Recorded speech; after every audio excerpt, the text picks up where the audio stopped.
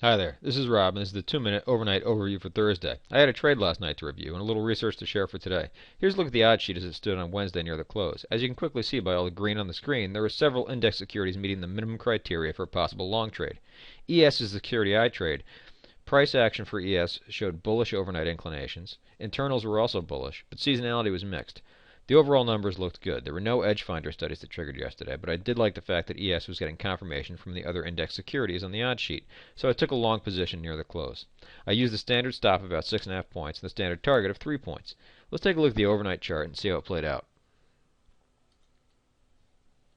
ES settled at 14.95 and a quarter. It did not do much for most of the night, primarily chopping sideways. There was a bit of a sell-off between 8 and 8:30, but price rebounded again in the last hour, and at the 9:30 ES opened exactly where it settled on Wednesday. So most traders would not have gained or lost much of anything on this one.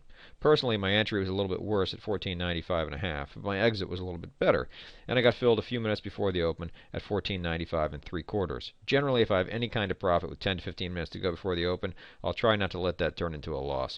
So I got out a little early to maintain a small gain. Let's take a look at the daily chart, and I'll show a study for today.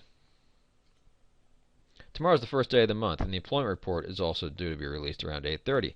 Both of these things are potential seasonal factors. I look back at all other overnights since 2000 where tomorrow was the first day of the month, and the employment report was also due.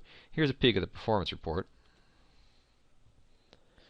There have only been 12 instances. 8 of them have gapped up, but losers have been larger on average. Let's take a look at the individual instances.